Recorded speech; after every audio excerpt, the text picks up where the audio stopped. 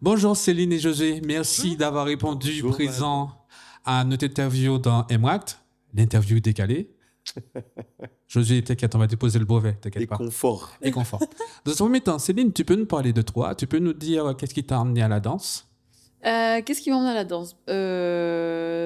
J'ai commencé à danser petite. Moi, je viens du contemporain. Je fais un peu de classique. Mais ce qui m'a vraiment maintenue dans la danse, c'est, je pense, le besoin de m'exprimer autrement qu'en parlant. Parce que dans le milieu dans lequel j'étais, c'était pas un endroit où c'était facile de m'exprimer. Donc, ça a été un moyen pour moi de grandir. J'ai eu une grosse coupure pendant mon adolescence dans la danse et je suis revenue plus tard. Je suis revenue à l'âge adulte dans les danses afro-caribéennes.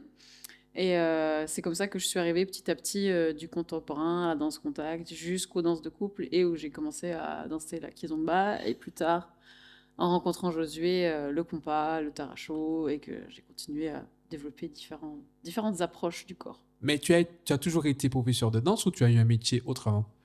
J'ai eu plein de métiers autres avant. Attention, on est parti pour un Allez, CV de c'est quelqu'un de 50 50 ans. ans. Exactement, Oui, ça se voit pas, je dois avoir 3-4 vies derrière moi. c'est sûr. Ouais. Pas Non, que je des vais pas vies. faire je vais pas faire un On détail va de dire les plus manquants. les plus marquants. Ma première forme, alors j'ai une formation j'ai fait un bac en langue, donc je parle plusieurs langues. Ensuite, Ich kann kein Deutsch. je me suis formée en floriculture, donc c'est l'effet de la production de bébés plantes. Ça, je pense, c'est marquant.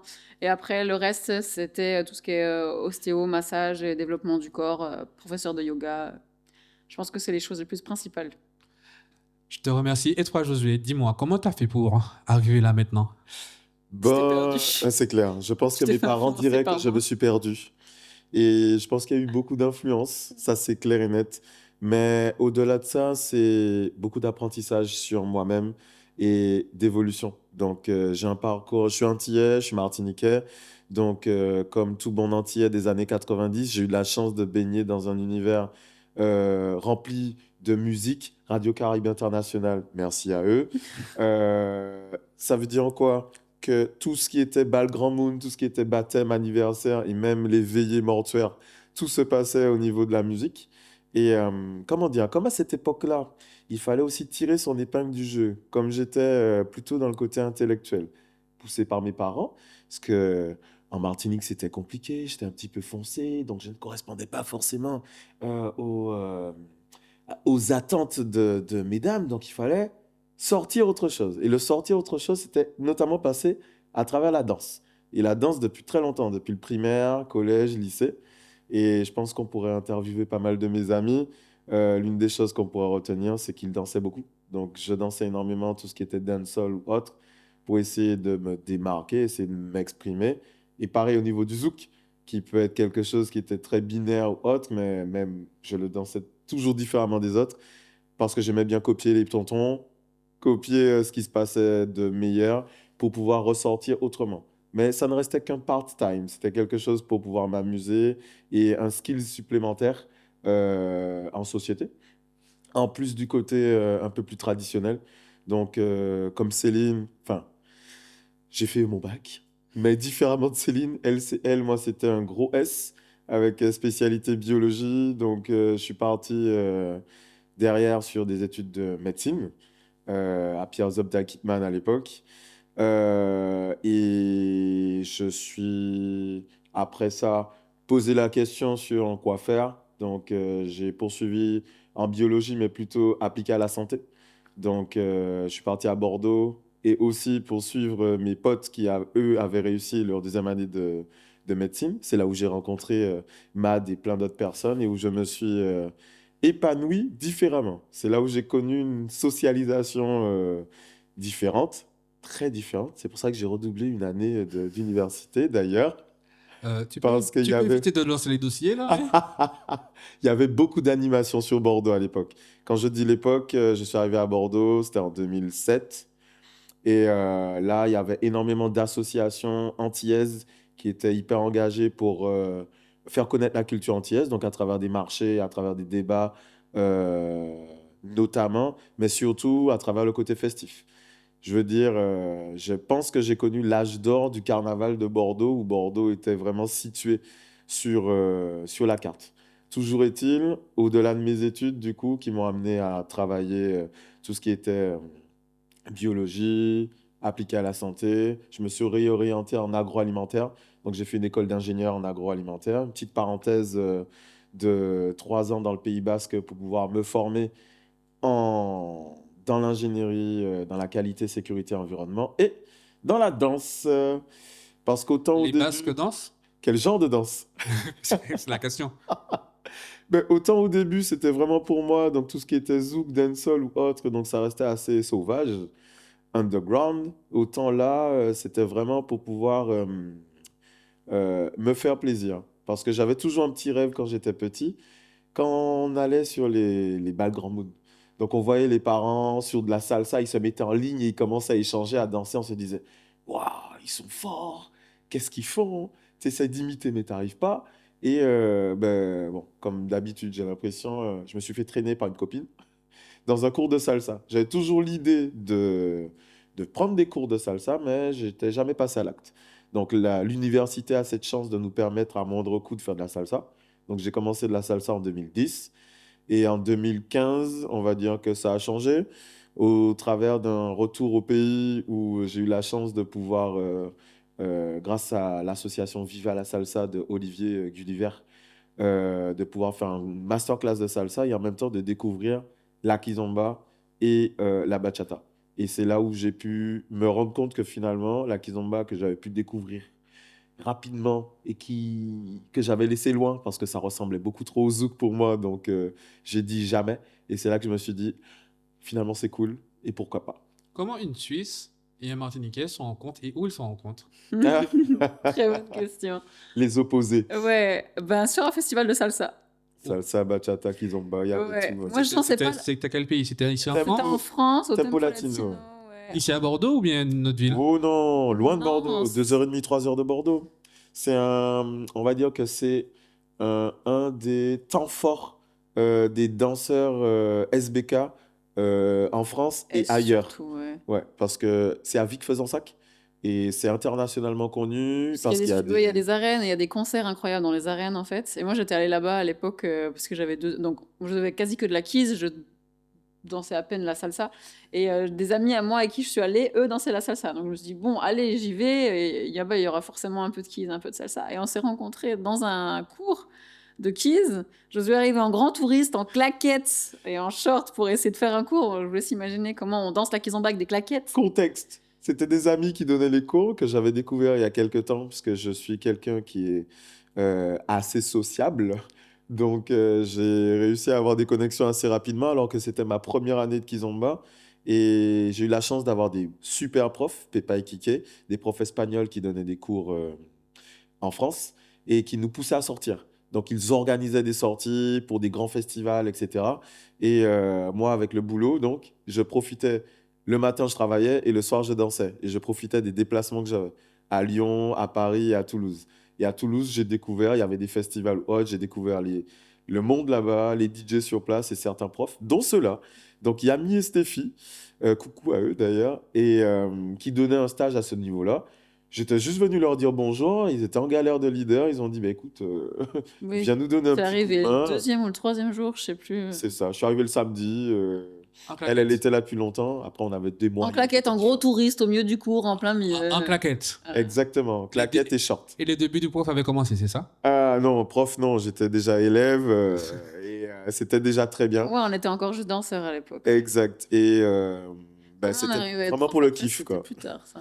Ah ben, Clairement. justement, j'allais poser la question. Alors, d'où vous vient l'idée en 2017 de monter votre association à l'heure actuelle? Parce qu'on s'est fait pousser. Alors en fait, ce qu'il faut savoir, c'est que dans l'histoire du danseur, donc d'abord on est un peu, imaginez, on danseur lambda, on dansait avec tout le monde en soirée, sociaux, voilà.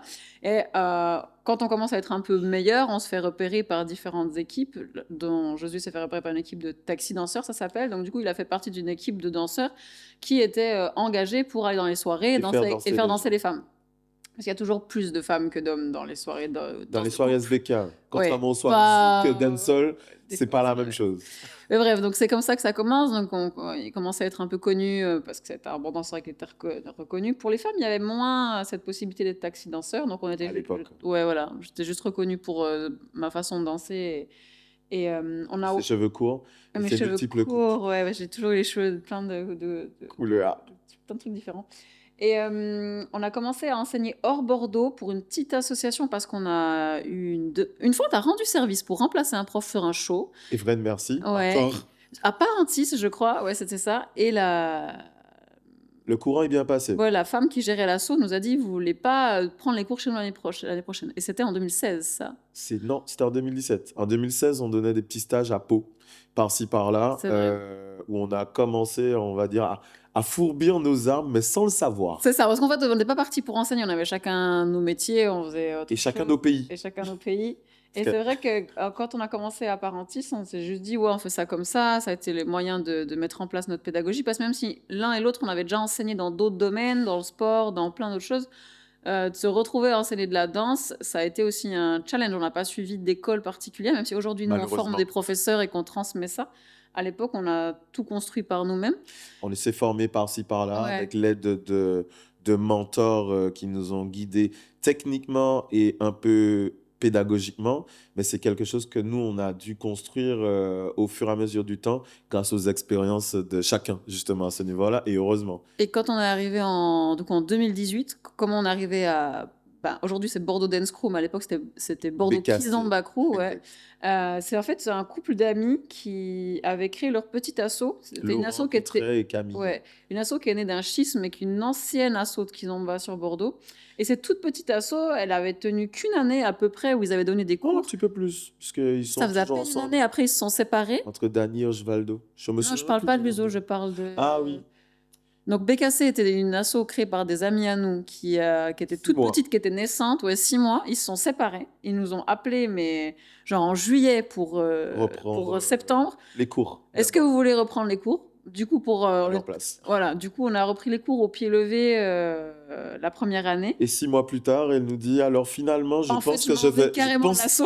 Je pense que je vais partir et peut-être vous laisser l'assaut. Donc non seulement on a repris les cours pour rendre service, et en plus on s'est retrouvé avec le bébé dans les bras En 2018. en avril 2018. Voilà. Donc du coup, quelque chose qui n'était pas ou peu connu, BKC, où on a commencé, on avait 13 élèves nous, et lui, il avait commencé à ouvrir une petite section afro où il y avait moins d'une dizaine d'élèves. Aujourd'hui, on est en 2025, on est passé de 3 profs à 11 profs, et de 13 élèves, on est à 450. 410. Parlons de cette transition, effectivement, entre vos travaux, on va dire, ce que vous avez appris à l'école, en fait, bac L et bac S, si je retiens bien. C'est ça. Cette transition au niveau personnel, au niveau privé, au niveau familial, comment ça s'est perçu et comment vous l'avez annoncé, en fait? Chacun son histoire. Je la laisse commencer. Déjà, moi, on vient s'imaginer qu'une Suisse qui va vivre en France, c'est déjà pas spécialement bien perçu. Financièrement, mais tu vas foutre quoi en France, Puis en fait? même aux yeux des Français, généralement, on va plutôt de France vers la Suisse, ouais. c'est pas l'inverse. Hein. Donc l'inverse, déjà, Pour des raisons évidentes. C'est chaud. Ça n'avait pas forcément été compris autour de moi. Bon, voilà, après, ils se sont fait à l'idée. Et professionnellement, ça s'est fait petit à petit. Parce qu'en fait, moi, j'avais un temps plein quand on a commencé à enseigner. Et après, très rapidement, j'ai pris un temps partiel pour m'en sortir avec les différents déplacements. Les cours, les déplacements, etc. Ce que Josué n'a pas fait. Lui, il a pris longtemps avant de lâcher son temps plein. Il racontera son histoire. Ouais, tu raconteras après, ouais. Et c'est vrai que du coup, ma famille, quand je l'ai annoncé, c'était un peu progressif. C'est qu'ils savaient qu'en travaillant en parallèle, j'avais ce hobby d'enseigner, de danser, du fait que je dansais, d'avoir commencé à enseigner cette danse-là. Parce qu'on a commencé avec la Kiz avant de développer d'autres danses. Et quand c'était il y a quoi, 2 ans et demi qu'on a vraiment passé que sur ça. C'est vrai que là, par contre, il y a eu beaucoup de peur, c'est sûr. Une Suissesse qui aurait pu gagner de l'argent dans un bon pays capitaliste et qui commence à être troubadour qui court les rues. Saltimbanque. Ah oui, moi j'ai eu ce terme. Qui gagne pas bien sa vie. C'est chaud. C'était quelque chose. Pour moi, c'est un peu la même chose. dirons-nous, puisque je viens du coup d'une famille antillaise, chrétienne. C'est bien, il faut placer le contexte. Donc, pour dire que toute famille Pression antillaise ou autre, sociale. grosse pression. Ça veut dire quoi? Ben, ta vie, T'es pas entre guillemets, marié, t'as pas ouais, d'enfant. c'est ça. Ta Attends, vie, je sais. entre guillemets, elle doit être toute tracée. Oui. C'est bac S, médecin, école d'ingé, avocat, etc. Quelque chose qui doit bien rapporter. Ou tu dois rester dans ton métier 10, 20 ans, le même de préférence. Tu gagnes bien ta vie, tu as une femme, des enfants et rouler jeunesse. Ben, au début, j'avais bien commencé, hein. Et puis, ben, j'ai rencontré Céline. Donc, du coup, Ça a mal tourné. accident de vie et gros dérapage à 180 degrés. Non, non, c'est surtout grosse ouverture d'esprit, puisque j'étais déjà multi-potentiel, on va dire ça comme ça, parce que pendant mes études, en même temps, j'étais responsable de la section handball de l'Université de Bordeaux. Donc, c'est moi qui étais en charge de l'entraînement, de l'aspect compétition, du management d'une soixantaine de jeunes qui étaient plus jeunes que moi, voire plus vieux que moi, et à rendre des comptes au niveau du service des sports. Et aussi, ben, j'ai ouvert un poste. Ça veut dire quoi? À la base, c'était un professeur qui était référent, qui s'en occupait. Et au final, au vu de ce que je proposais, ce que j'offrais, ben, c'est lui qui m'a proposé carrément un contrat à ce niveau-là. Donc ça m'a permis de développer mes skills en termes de management et d'encadrement. En parallèle de ça, je jouais au Bordeaux Étudiant Crew, Bordeaux Étudiant Club, au BEC, euh, en pré-national et un petit peu en National 3. Et c'est là où j'ai aussi eu la possibilité d'entraîner. Donc ça aussi, ça m'a permis de beaucoup cadrer et d'encadrer. En fait, toutes ces expériences mises bout à bout, plus le fait de me former à l'ingénierie, donc en qualité, sécurité, environnement, ce qui consiste à amener des certifications au sein d'une entreprise, donc faire monter des gens en compétences, comprendre quelles sont les problématiques pour pouvoir en apporter une solution collective. Le fait d'aussi enseigner, mais différemment, donc en tant que vacataire à la fac, ben, m'a permis de pouvoir développer des skills pour pouvoir piloter un groupe. C'est Mais vrai que je ne ça, c'est pensais mis. pas que C'est vrai que ça ça s'est allait mis. servir à tout ça. Ça s'est mis bout à bout, dans le sens que de base, on pensait pas en faire un métier, on le faisait en loisir, et comme on a vu que non seulement ça marchait bien, que les gens nous plébiscitaient, et que naturellement on développait une asso comme une entreprise et une école, et qu'on avait vraiment les compétences pour que ça tourne, nous a fait à un moment donné dire, ok, let's go. Après, j'ai dû C'est ça. pousser fort parce que la peur, Ouais, c'était compliqué, mais clairement. La stratégie pour pouvoir vous développer aussi vite, ça s'est passé comment? Oula, mais petit à petit. on a travaillé comme des dingues, on Parce que moi, travaillait 7 jours sur 7. moi, j'avais un emploi de cadre, que ce soit dans le vin ou après Et surtout pendant le dans le Covid. C'est vrai qu'on retail. était déjà connus avant Covid, mais ce qui s'est surtout passé, c'est que pendant le Covid, on n'a pas chômé du tout. C'est-à-dire qu'on a vraiment fait en sorte d'être vu online non-stop quasi au niveau de ce qu'on proposait. Mhm. Et puis pendant qu'on était en train d'être visible, au moment où tout le monde était sur On les travaillait réseaux, la il n'y avait rien structure d'autre à faire.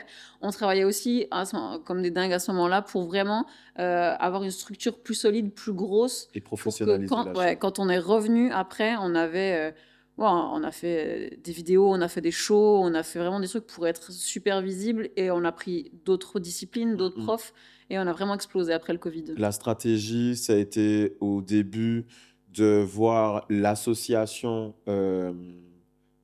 qu'est-ce qu'on voulait en faire et quelles sont les idées qu'on avait envie de transmettre dans l'association. Les idées, On c'est a nos toujours valeurs. eu cette envie d'école de danse, en fait. On n'est pas juste satisfait de donner deux, trois petits cours comme ça. Je pense, bah, Josué, de toute façon, il a une tête de manager et de président beaucoup plus que de prof, en vrai. Il a une casquette beaucoup plus grosse de gestionnaire que de pédagogue. Si on peut simplifier, je dirais que moi, je suis la part artistique et pédagogique de notre duo, et lui, il est la part marketing organisationnel, management, relationnel, quoi. Et Et c'est du ça qui fait coup, qu'on fonctionne bien, parce qu'on est vraiment comme un yin et un yang, et depuis toujours, on a ce que l'un savait faire, l'autre savait pas le faire, et on s'est complété comme ça sur à peu près tout. c'est cette envie de pouvoir transmettre nos valeurs, de chaleur, de partage, de pédagogie et comme disait Céline, de performance pédagogique qui nous ont fait nous poser pas mal de questions et poser des bases solides. On s'entoure de qui? Donc on a commencé à s'entourer de personnes de compétences. Ce qu'on voit pas assez peut-être dans le tissu associatif, ça veut dire quoi? Avoir une comptable de profession pour être sûr d'aller dans la bonne direction, de s'entourer de profs qui soient formés pour être sûr d'avoir C'est ça justement de la surtout. qualité pédagogique derrière et pas juste je montre un step et imitez-moi, Je parce pense que que c'est ce ce qui qui a arrive fait notre souvent. renommée à Bordeaux au niveau de l'école, c'est le fait qu'on ait choisi des professeurs qui nous ressemblent. Donc, on a fait de Bordeaux Dance Crew une école qui est hyper qualitative d'un point de vue pédagogique, en fait, ce qui a malheureusement pas toujours dans la danse, parce qu'on voit juste quelqu'un qui danse un peu, qui a aucune idée des contes, qui a aucune idée de la pédagogie, qui a aucune idée du corps et de comment on explique les choses. Et c'est vrai que je pense que c'est ça qui a fait la différence. Les gens qui viennent chez nous, en général, c'est ce qu'ils disent. C'est ça. Peu importe le prof, c'est qu'ils savent qu'ils sont pris en charge de la bonne façon, en fait. Parce que ça manque aussi de formation, ça manque de profondeur. Et c'est ce qu'on essaye d'amener chez nous avec les élèves et puis aussi amener un plus. Et ce plus, c'est quoi? C'est le côté partage avec des temps forts. Au-delà des auberges espagnoles, on a créé des moments maintenant qui sont De vie marqués ensemble. de journées d'intégration où on mélange toutes les disciplines pour que chacun puisse se découvrir. Parce que généralement, il y a un peu des murs entre les danses solo et les danses de couple. Moi, je danse ça, toi, tu danses ça. Mais ce jour-là, on se découvre tous. Et on est allé jusqu'à organiser un week-end de désintégration, on l'a appelé comme ça, avec les dénominations qui sont dans le milieu estudiantin, où on vient, on se rencontre, on passe un week-end ensemble, on loue un camping en entier ensemble, autour de la danse, mais pas que, des jeux, de l'animation, parce que ce qui nous anime, en fait, c'est le côté humain, c'est Oui. la vie, en C'est fait. ça que les gens viennent pour ça aussi. Alors, on parle de Kizomba depuis tout à l'heure. Dans votre groupe, à l'heure actuelle, dans votre association, qu'est-ce qu'on peut danser? Oh, Alors, plein de danse choses. de couple, on peut danser la kizomba, la bachata, la salsa, on peut danser le compas, on peut danser le taracho. L'afro, En le danse solo, on hills, peut danser l'afro, le heels, le reggaeton. dancehall, gyal and male, Ouais. c'est Le déjà pas mal. hip-hop, Et le hip-hop, maintenant. commercial, On peut faire attention. du ladies expression, donc c'est du travail corporel sur comment exprimer qui on est dans la danse, enfin aller au-delà de tout ce qu'on peut avoir en termes de blocage émotionnel ou physique. Voilà, il y a plein de choses possibles. Et on peut se former en tant que professeur. Surtout, c'est vrai que Professeur c'est un peu notre de dada des dernières Kizomba années, Urban Keys et de la formation professeur prof. afro. Donc, on a réussi à être couvert par un centre de formation pour être éligible au CPF, mais surtout, on a réussi à construire une structure autour de modules cohérents pour pouvoir amener la prise de parole publique, la fait de se positionner face à des élèves, la construction de calendrier, l'explication des niveaux, comment j'arrive à interroger mes élèves et à les intéresser sur les canaux de communication pour pouvoir mieux m'adresser à eux. Et puis, on a aussi ouvert un volet sur la technique. Donc, On a la mis en technique place une vraie pédagogique et formation technique de danse. professionnalisante de 200 heures qui serait reconnue sur les critères que ce soit de yoga, de pilates, de danse. Donc, apparemment, vous avez dansé partout en Europe. Vous pouvez me dire les villes qui vous ont marqué? Les villes qui nous ont marqués. Alors, déjà la On tourne Martinique. beaucoup en Espagne. La Martinique, pour moi, le premier, parce que c'était un retour au pays et c'était une opportunité qu'Olivier nous avait donnée en début de carrière. Donc, à voir si ça se reproduit. Mais comme disait Céline, ouais, on est très espagnol. Ouais. Que ça a été mes premiers profs étaient espagnols. Donc, nos premières chances ont été Oui, et je sais en pas, Espagne. nos psychologies plaisent beaucoup en Espagne. Et on parle espagnol, faut Et on dire les parle choses. espagnol. Les Espagnols sont comme les Français. Vous êtes allé danser en Suisse? On Ouais, est t'as allé lancé. danser en Suisse, tout à fait. C'était une revanche pour toi? Genève. C'était très émouvant, ouais, d'être à Genève et de pouvoir enseigner et d'avoir dans la salle des gens avec qui j'ai commencé à danser. L'Allemagne? On est allé. Stuttgart. La Hollande? La On va Hollande, tous les oui. faire, hein? La Hollande, oui. ben, on y va là, la semaine prochaine. Hollande, On va à Rotterdam, Eindhoven. D'accord. Ok, donc vous êtes vraiment... Et à Bordeaux? Ah, Air Bordeaux. Alors, Bordeaux, ils en ont marre de nous. on peut en parler de Air Bordeaux. Bordeaux est un aéroport très mal desservi. Ouais, malheureusement. Pourrite. Mais Et est-ce que, Ryanair qui nous a quittés, c'est chaud. est-ce que vos adhérents ont conscience que vous êtes au niveau international, en fait? Absolument Alors, pas. attends, si, à l'époque, oui. À l'époque, oui, parce que je dirais que les gens s'intéressaient plus à ce qui se passait À l'époque, quand? avant Covid. Voilà. Les gens s'intéressaient plus, le niveau était plus haut et les gens s'intéressaient plus à ce qui se passait dans la scène internationale. Les Maintenant, concours, les vidéos, etc. Aujourd'hui, pas les du gens, tout. ils n'ont aucune idée de qui on est. Hein. Ils ont commencé à le savoir quand nous, on a envoyé une petite vidéo en décembre. On leur a fait un coucou de Lettonie. Et ils nous ont envoyé des messages. Ah, mais vous allez jusque-là? J'ai dit, ben les gars, vous avez des pointures internationales, vous le savez même pas. C'est quelque chose. Hein. Ouais, c'est Bon, pas après, grave. Ils sont là parce qu'ils voilà. nous aiment bien, c'est ce qui compte. C'est pas quelque chose qu'on va leur dire forcément en cours régulier tout le temps en disant, écoutez, on a fait ça, ça, ça. Non. Mais voilà. Faut qu'ils le sachent. Projet à court terme, Projet à court terme. oui. Personnel, chacun. Enfin, peu importe. Pour les personnels et pour les deux. Alors, projet à court terme, moi, je suis en formation en ce moment en zouk brésilien. Ok. Et puis en formation, parce que du coup, je me suis mis à enseigner solo. Vraiment, moi, je suis fascinée par le corps et le travail d'expression dans le corps, en fait. Et je me forme aussi en ce moment sur le type de danse qui s'appelle juste mouvement, mais qui est vraiment comment aller chercher dans le corps de la libération de mouvement pour donner plus d'amplitude et pour avoir un corps plus travaillé. Ça serait ouvert à tout type de danseurs ou tout type de personnes qui souhaitent travailler son corps, mais ouais, ça c'est mes projets court terme. Et toi, Josué? Ouf, ils sont multiples. Le premier, c'est surtout bien travailler le côté séparation vie pro et vie privée. Équilibre. Et de cet équilibre, pour pouvoir être une meilleure personne dans mes relations, une meilleure personne en tant que manager au niveau de l'école, pour mieux prendre en considération les desiderata de chacun, pour mieux piloter, entre guillemets, l'école, et surtout équilibre pour pouvoir moi aussi prendre ce temps du danseur pour continuer à progresser et aller vers une amélioration continue. Parce que pour pouvoir faire de belles vidéos et surtout pour pouvoir donner des cours qui soient qualitatifs, il est nécessaire de pouvoir se remettre à jour et de faire preuve d'humilité pour se poser les bonnes questions. Qu'est-ce qui s'est bien passé? Qu'est-ce qui s'est mal passé? Et quand il y a des choses qui se sont mal passées, pour repartir. Communiquer, c'est chaud. Exactement. Des projets à long terme? Projet à long terme, je dirais, surtout développer l'école et surtout développer la formation. Parce que c'est vrai que moi, je me vois plus continuer à voyager autant, c'est épuisant. C'est vraiment le truc, peut-être on n'en parle jamais assez, mais c'est la partie qui nous mine le plus, c'est ces voyages tout le temps d'un pays à l'autre, justement. C'est partir tous les week-ends, être tout le temps en train de vivre dans un sac à dos, c'est compliqué. La qualité de vie, la santé, en fait, en pâtit énormément. Et c'est vrai que moi, je pense que la formation de professeur, en tout cas la formation ou de danseur, mais de façon plus intensive que juste les cours comme ça, et sur quelque chose de local, ou en tout cas où il y a moins de déplacements, ça va être le gros projet principal pour tenir en long terme sur ça. Je rejoins Céline à ce niveau-là. Le gros projet dans le temps, c'est surtout de rendre l'activité durable.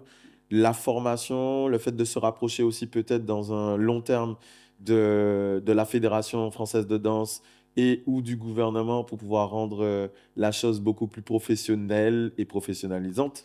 C'est vrai que ça manque de reconnaissance, ça des fois c'est extrêmement frustrant, hein. C'est ça, C'est- pour qu'on puisse travailler dans de bonnes conditions, mieux former, mieux informer les profs, les élèves et pour qu'on ait des cours de meilleure qualité. Et quitte à se déplacer, mais que ce déplacement soit qualitatif et choisi. On dira ça comme ça. Donc, je vous remercie tous les deux pour cette interview. Merci à Là, toi. j'espère que vous allez vous comprendre que vous êtes international. On va faire un petit truc avant de partir. C'est la première fois qu'on le fait. Alors, dis-moi, Céline, ton son du moment, c'est quoi? Mon son du moment? Ah Waouh, c'est une très bonne question. J'avoue que là, comme ça, tu me prends à froid, c'est dur de répondre. Le dernier son que tu écoutais quand tu venais ici, par exemple. La dernière fois que j'écoutais quand je venais ici, la BO d'Arcane. Josué, La La Land, la version compas. le plat préféré? Oh, Waouh! Euh, un bon plat de légumes?